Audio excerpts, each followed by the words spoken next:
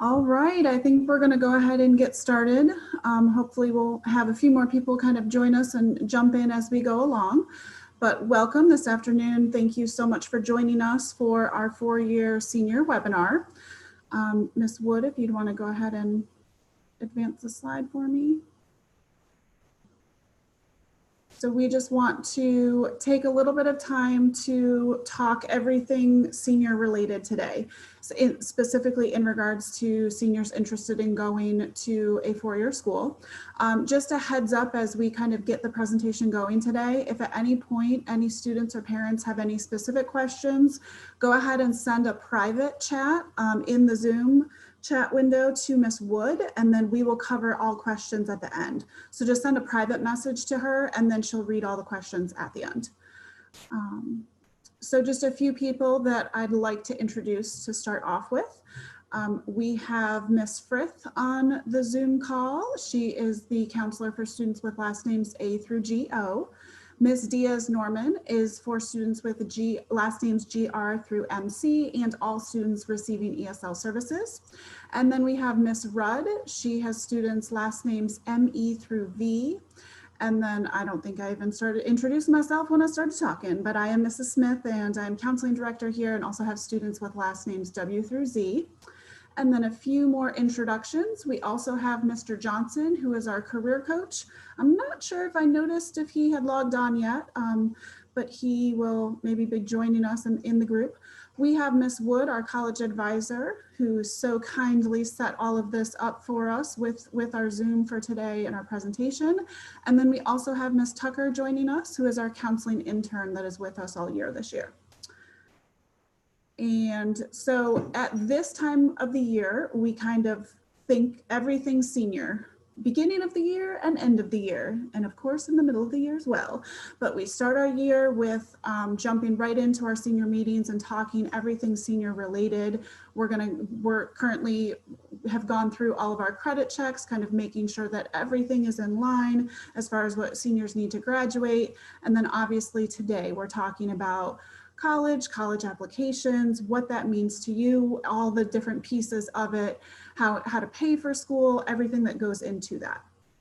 So as you can go ahead and advance, Ms. Wood, as we wrap up today's presentation, that kind of segues into, did that advance right? It looks weird on my screen, it's kind of stuck.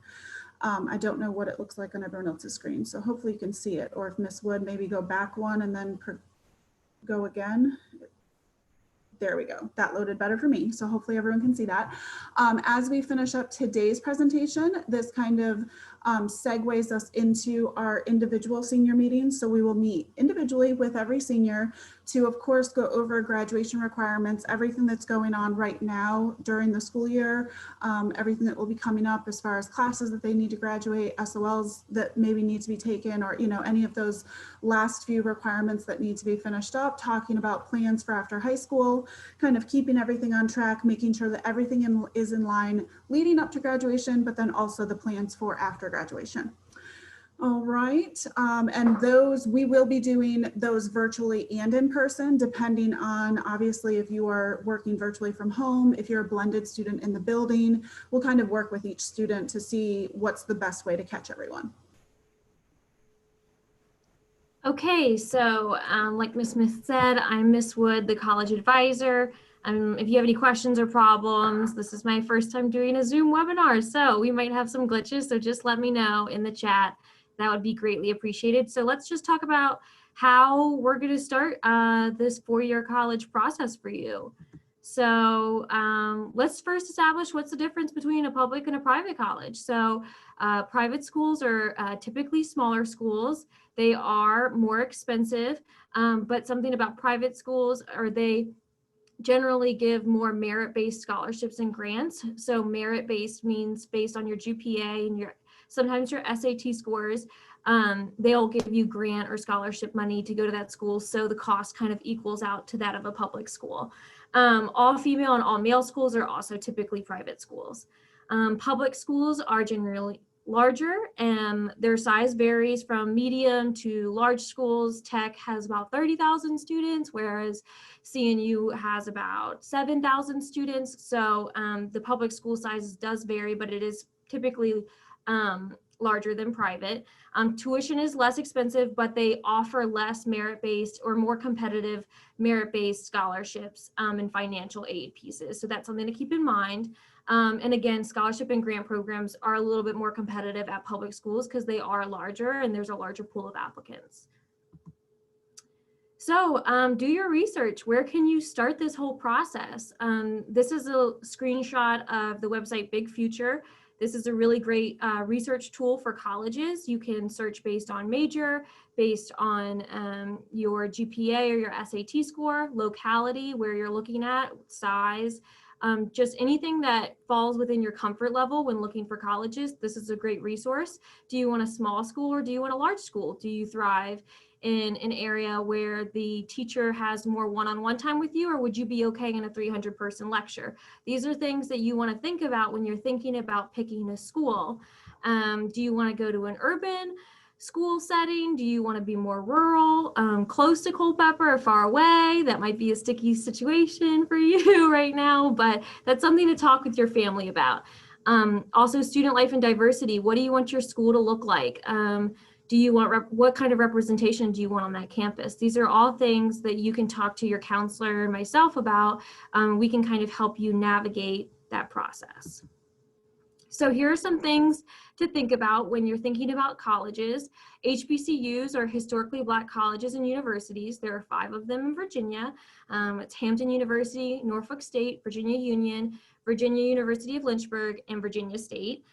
So these are, there is a common Black application. This is a $20 application where you can apply to all 59 HBCUs that are a part of the application, and all 5 of those or all 5 Virginia HBCUs are a part of that application. That's a really great resource. If you're interested in looking into HBCUs, come and talk to me or your counselors. We can point you in the right direction. If this is what you want the atmosphere at your school to be, we can definitely help you along the way. ROTC programs. So if you're interested in ROTC programs, they do offer scholarships. They offer competitive college structure, and there is commitment post your undergraduate degree. So these are things that you want to keep in mind if you're interested in ROTC.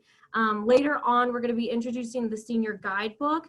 So in the senior guidebook, there are links to different ROTC programs based on the schools in Virginia. But those typically have very early application deadlines or specific criteria. So you want to make sure that if that's something you're interested in, you want to get on that right now. Online options. So in the phase of COVID, if you are interested in looking into online school or online options, come and talk to me, your counselor, Mr. Johnson. There are online options. There are some online options that are for-profit universities, and these are when investors make money off of your tuition. It's a whole big thing, but those are things that you want to stay away from. And typically when you're looking for online schools, those come up first. So you want to stay away from for-profit universities. There are different resources for online school like Germana, and some of the 4 years in Virginia might be offering online options as well. So those are things that you want to maybe keep in the back of your mind, talk to your counselor, talk to myself or Mr. Johnson about. Yeah, so let's move on. So how can you start picking schools? Well, there are 3 kind of areas that you really would want to narrow it down to. So there's reach schools. So these are schools that you're like, ooh, I am really unsure if I can get into this school. This is going to be a stretch. This might be a long shot. You have your target schools where you're like, okay, I'm pretty confident I can get into this school. And if I do get into this school, I'd want to go. And then you have your safety schools. So these are schools that you're like, check that off the list. I can totally get in here. And this is kind of just in case or last resort. These are things that you want to think about. And if you don't really know where you kind of fall or you kind of land in terms of reach, target, and safety schools in Virginia, those are things that you can also talk to us about. I mean, we can kind of guide you in that direction. Okay, what school might be a safety school? What school might be a reach school? there's going to be different reach and safety schools for everybody. Not everybody's reach school is going to be UVA. That's going to be something that you might have to come to terms with during the senior year, and that's what we're here to help you along with that process. I'm going to pass it on to Miss Diaz-Norman. Hey guys, so my name is Mrs. Diaz-Norman. It's nice to see you all virtually. So I'm going to be going over college entrance exams. So the SAT and the ACT are both standardized exams that colleges use to kind of evaluate all students that are applying. The main difference between the SAT and the ACT, colleges view them the same. So whether you take one or the other, it's not that colleges don't favor one over the other. The ACT has a science section, but the science section is also passage-based, so it's reading and passage-based, but it is on science concepts. For the SAT, there's a math, a reading, and a writing section. We always recommend that students take the SAT more than once. The reason being is because you can choose to send your highest score to colleges. Colleges don't have to see every time that you take it. You can just choose to send your highest score. In addition to that, we recommend that you take it more than once, because if you take it twice and you do better on the math section on the first time and better on the English section on the second time, then you can send both test date scores to the college and they will super score it for you. So that's a really great opportunity as well to kind of showcase your skills and to kind of make sure that you are showcasing yourself in the best way possible, super scoring. There's also the option to take SAT subject tests. So not every college will require that. Most colleges require, for four-year schools, require an SAT or ACT. But in terms of SAT subject tests, that's just a way for you to kind of showcase an area that you feel you're super strong at. So some of our top schools will recommend that you take them, but it's definitely not required across the board. But if you're super, if you're very good at biology and you want to take an SAT bio test to kind of showcase your skills on that, that's an option for you as well. SAT fee waivers are available. You just have to talk to your counselor. If you qualify for free or reduced lunch, then you will most likely qualify for an SAT fee waiver. So just ask your counselor about that. When you're taking the SAT, you can enter up to 4 schools to send your scores for free. So that's an option as well, if you go into the test already knowing what schools you want to apply to. And then for the ACT, it's not offered in the surrounding counties, but just keep that in mind. I mean, it's not offered in Culpeper, I'm sorry, but it is offered in the surrounding counties.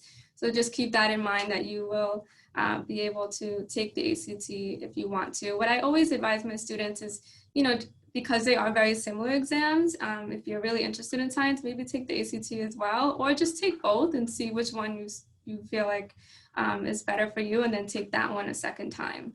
But fee waivers are available for both exams. And then for SAT or ACT prep, you can go on to collegeboard.org for SAT prep or Khan Academy.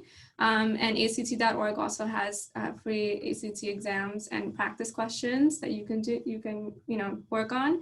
And then the EVHS library website also has some resources in terms of SAT or ACT prep.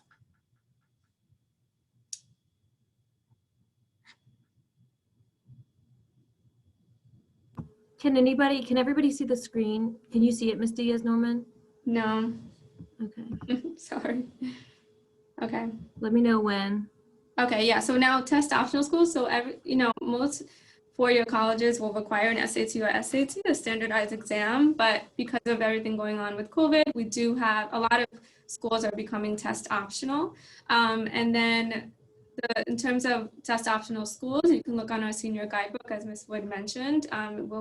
It's available on the school website when you click on informational tools, I believe. So types of applications. So there are a few different names or types of applications out there, which can get confusing, but it's as long as you go over it, you'll understand pretty quickly, because the real difference is either early or regular, or you could also be rolling. So it's basically based on time frame. That's what the names go by. So For early decision and early action, as you can tell by the name, it's early, right? So they typically in like an early November deadline. The difference between early decision or early action are that early action, you can apply to more than one school through early action, but early decision, you only choose your top school, and that's a school that you know 100% that you will be going there if you get accepted. It is a binding application. We don't always recommend this unless it's a school that's your top choice and you're sure, you know, despite any financial you know, reasons that you will be going there even without seeing your financial aid package. So early action is not binding, early decision is, but both early types of applications show an interest in the school, you know, and then also we encourage our students to apply early because then the earlier you apply, the more scholarships you'll be considered for as well.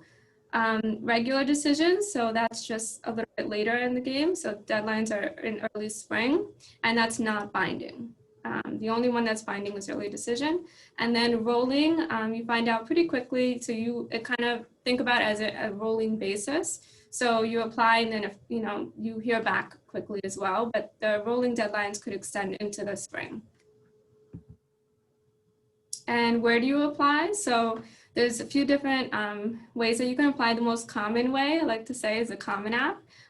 So most schools are on Common App. Common App is basically a website where you kind of create a profile for yourself and you can include your college essay on there, all the different colleges that you're applying to, all of your personal information, including activities, like think about it as like a resume. So the sports and the clubs and everything, the leadership that you've shown throughout high school, all of that will go on your Common App. It's basically a profile you create for yourself. Your demographic information, parent information will go on there as well.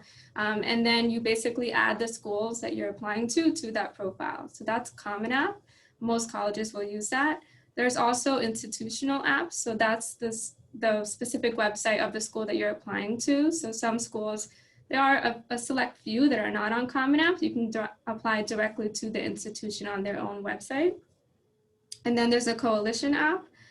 So it's one application for multiple schools and uses self-reporting. It's a lot less frequent, but it does offer a little bit more creativity.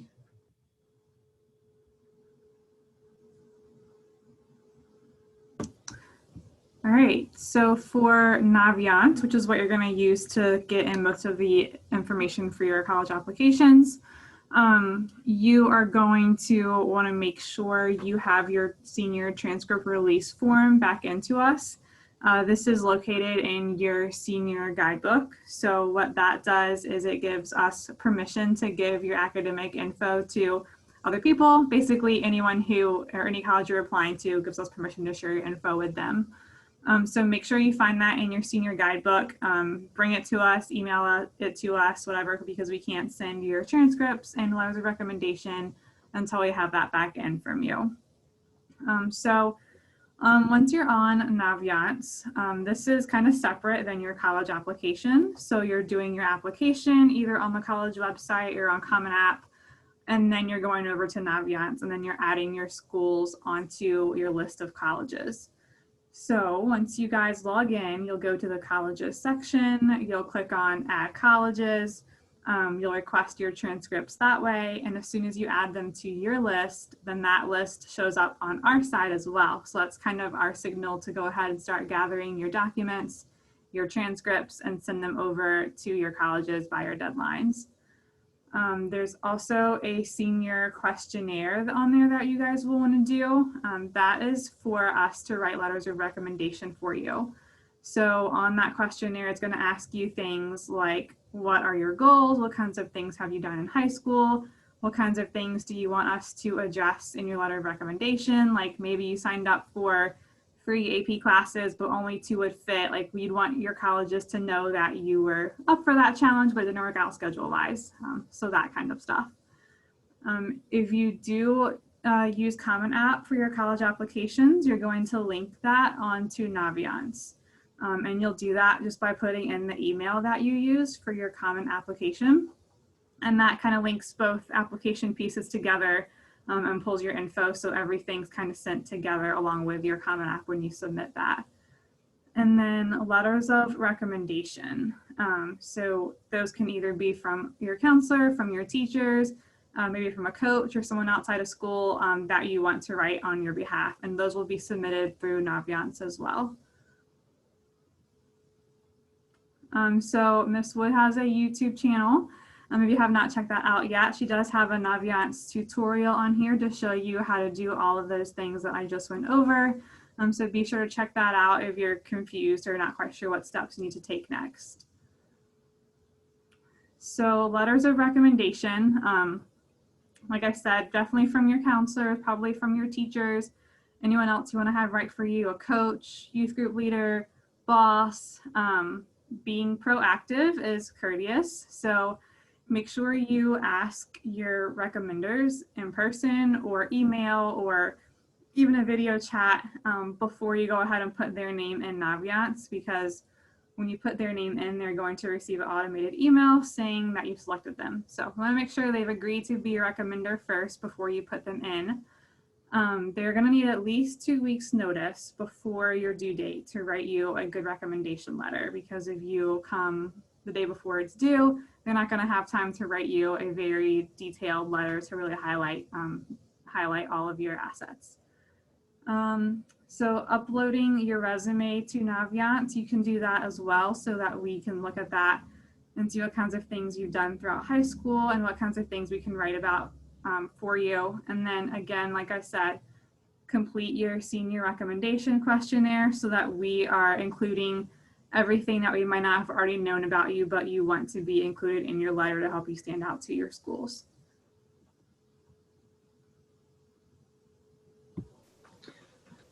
Hello. So also with Naviance, when you have put in for your transcript request, we will upload and we will send out the school profile. The school profile covers things such as what classes we have to offer, how they're weighted, grade breakdowns, your class decile. So we send that to each of the schools where you apply. They do like to see that. Then also you would send your transcripts, like Ms. Frith said, you'll send those through Naviance. We send the official transcripts there. So make sure that you are using Naviance, even if you apply through the institution itself. Naviance helps us to get that information so that we can get that sent out as soon as possible.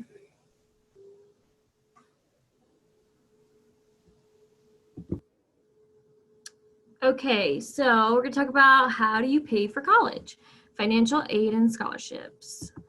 All right, so this is just gonna be very brief for this meeting, because we will have a financial aid, a FAFSA night in cohesion with CCHS later on in October or November, we'll see. But basically, what is FAFSA? What is the FAFSA? Everybody talks about it.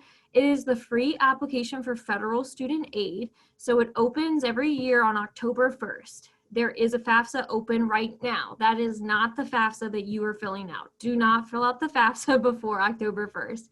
That is the day that it'll open for your senior class. Everybody files the FAFSA. So whether or not you're going to a 2-year or a 4-year or trade school, almost everybody, cosmetology school, everybody files the FAFSA.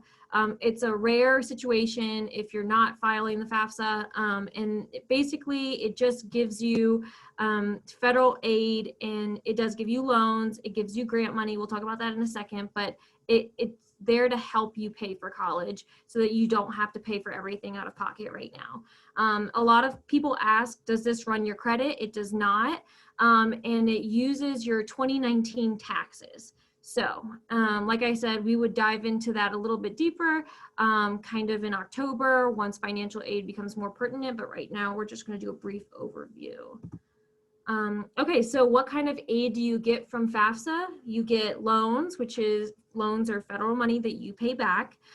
You can have federal work study, which is money that you work for at school, and grants.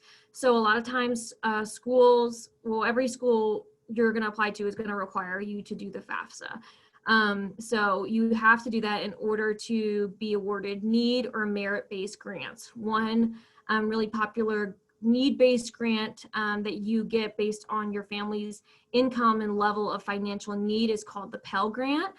So you are awarded that based on the evaluation of your taxes and your financial need, and you find that out after you fill out the FAFSA. Federal work study is money that you get when you're working at school. It basically allows you to work on campus for the institution. Like I said, loans is money that you pay back, and we would dive into that a little bit deeper during a FAFSA night. So things to remember, if 4-year is not the right plan for you, there are other plans. You can look at going into a 2-year guaranteed transfer program where you get your associate's degree at a community college for 2-year and then transfer to a 4-year university. Private versus public, you know, where are you financially able to apply or feasibly able to go? Those are things that you want to talk with your families about. Gap years are okay. If you're not ready for college and financially or academically right now, it's okay to take a gap year and work or do kind of whatever you need to do to get to the point where you are ready for college. And we're here to help you along that way. Scholarships. So institutional scholarships and aid, you have to do your research because oftentimes they do require the FAFSA. In order to get any institutional aid, you definitely need to fill out the FAFSA. Also, state and local scholarships, they might also require you to fill out the FAFSA. So even if they have nothing to do with the college that you're applying to or going to, they might require you to fill out the FAFSA to kind of see what your need is as a family. State and local scholarships, they're on Naviance. So I also have a tutorial on the YouTube channel to show you how to get to scholarships on Naviance. There's some already uploaded. So check out the scholarships on Naviance because deadlines are going to be ranging all throughout your senior year. And the local scholarship program, that will kick off in the early spring of next year. So local scholarships are not available yet through the local scholarship program at Eastern View until the spring of 2021. Hello, everyone. I'm Miss Tucker.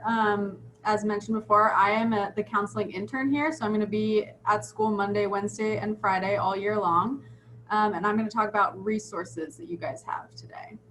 So one of the best resources you have is the EVHS Senior Guidebook. I think we're going to click on it and look at a few pages that you might want to write down so you remember what pages each of these things are on.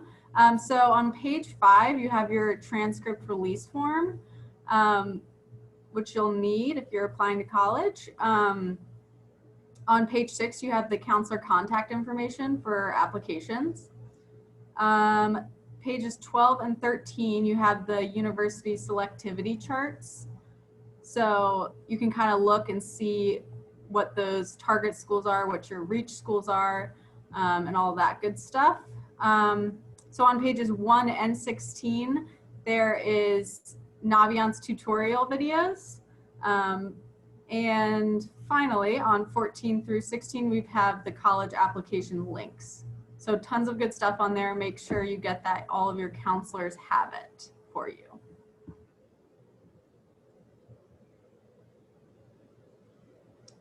Can you see this, Ms. Tucker? I can see half of it, but half of it's green. Okay, there we go. Perfect. So some other resources you have that have been mentioned. The Naviance website is great. It has all sorts of college and career information. Khan Academy has SAT practice that you can do.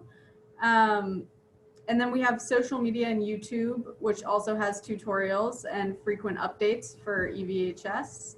And then Google Classroom, and just keep checking for events that we're putting on through the counseling department.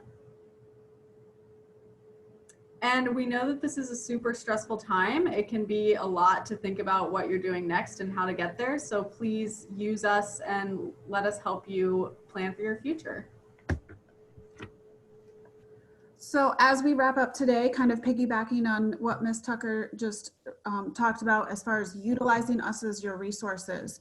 So as I talked about at the beginning, we now kind of transition into our individual senior meetings. So every counselor will be touching base with every one of their seniors to kind of, like I said, go over all the graduation requirements, but also then hone in on each senior's specific plans.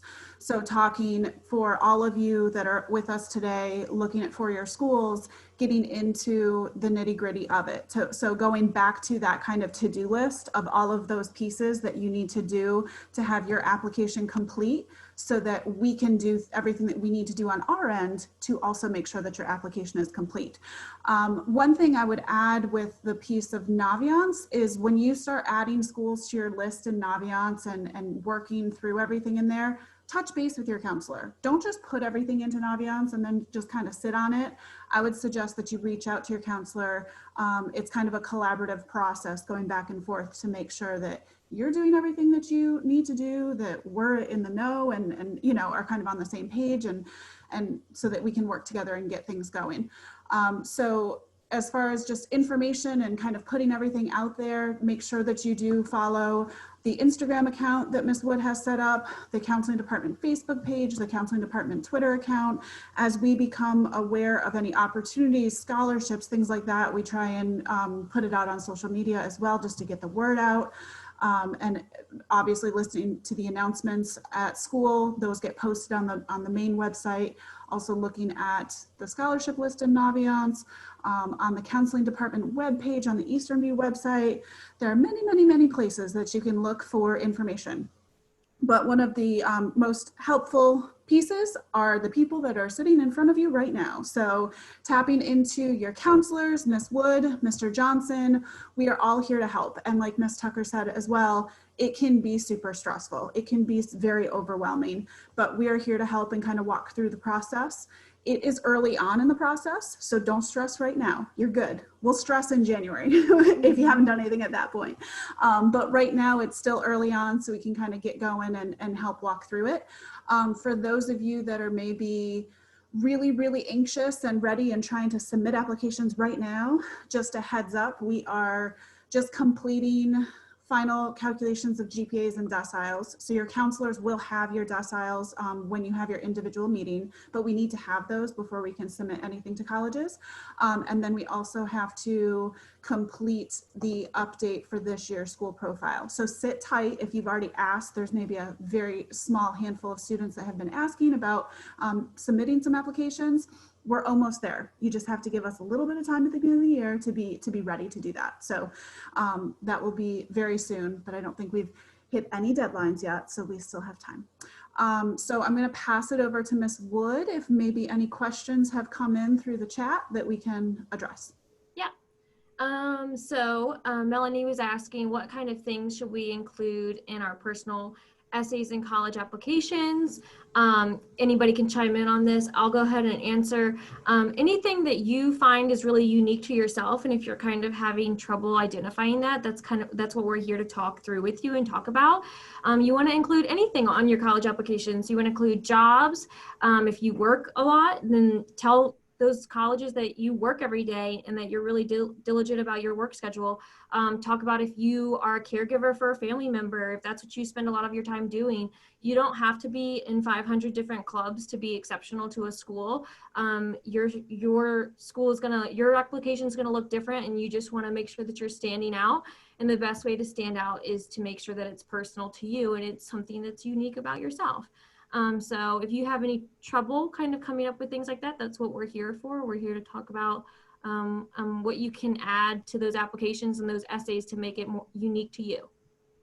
And I would say for the personal essay or statement, it's something in addition to what they can already gather from looking at your application. So they've seen that you've taken the rigorous courses, they see your GPA, they see the clubs or sports that you're involved in, something in addition to that, taking it a little bit further, but also something that will make you stand out. I mean, think about how many essays and applications in general that the admissions reps look over. So what's something that will make them kind of pause on yours or think back to yours after reading 20 more, so it's a way that you could stand out.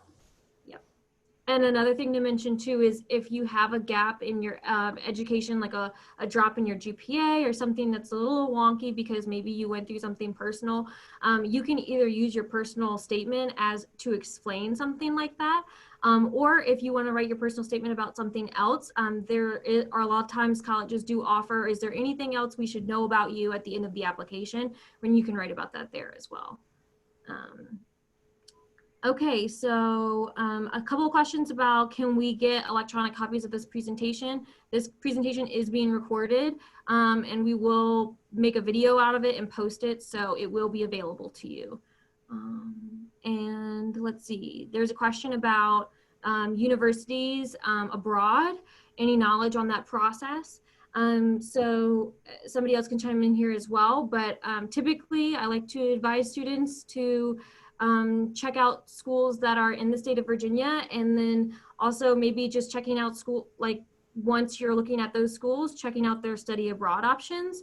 I think that a lot of schools in Virginia offer very stellar and exceptional study abroad opportunities for our students, which might be more financially smart for some families. But if you are interested in looking at universities abroad and we don't have the answers to that information right now, we can definitely figure it out. Okay, is there a list that we can get for FAFSA application, or will this be reviewed at FAFSA night? So everything in regards to FAFSA will be reviewed at FAFSA night. We'll have FAFSA hopefully drive up or drive in nights where we can help you complete those documents. Also in your senior guidebook, it kind of breaks down financial aid for you. So you can definitely read up on that. And if you have any questions, you can email your counselors or myself or Mr. Johnson. We do a lot of the financial aid pieces as well. So if you have questions about financial aid, like I said, that will all be really covered during FAFSA night because that's what it'll be geared towards. And there's nothing really you can do right now because the application's not actually open, but communicating your situation with your counselors and Mr. Johnson and myself is always a great stepping stone. And email Miss Wood and Mr. Johnson FAFSA questions because they are our FAFSA gurus. Yes. Okay, copy of the presentation. Is the personal essay in addition to requested by individual to any requested by individual schools? So typically if the school, if you're applying on the common application has several prompts for you. And if the schools that you're applying to require you to write an essay, they typically resort to the common application essay that they have. If the school for any reason has a specific question that they want to ask you, that will be indicated on the application as well. Like Virginia Tech, their institutional application is, or all of their applications, they have specific Virginia Tech questions that they want students to write essays about. So you will see that in the application. Sometimes the personal statement or personal essay is optional, and that's completely up to the student. If you don't want to write the essay or if you don't want to submit the essay, that's up to you. It could only help your application unless you're writing about something that maybe you shouldn't be writing about, but it never really hurts to kind of submit that essay if you take time to work on it. And that's when it's optional. The one thing I would say is if they do not ask for one, don't send extra. Or if some schools are very specific that they only want one letter of recommendation. If you send them 3 letters of recommendation, they will read the first letter that they receive. So I think that also comes into they want to see you follow their instructions and directions. So just make sure that you pay attention to that kind of stuff. And I would say give them what they ask for. Any other questions last minute that you want to send in the chat really quick? If not, we'll probably wrap this thing up in about a minute. I hope you seniors have a hard copy. We do have hard copies available of the senior guidebook, but because a lot of the meetings are virtual this year, I believe the counselors are going to be sharing the PDF version, but we do have some hard copies available. And there are so many hyperlinks within the document. Miss Wood has put this fabulous document together and has worked very, very hard to do that. So we certainly have some of those limited hard copies available if needed, or if that would be helpful for some. But I think for most, the electronic version is going to be the most helpful so that you can take advantage of those links that are in there. Ms. Wood, can you hear? This is Mr. Johnson. In terms of the abroad, there are some schools that will do that. Most of the English-speaking countries will accept American students. You'd have to identify the country, and I know Germany offers classes in English.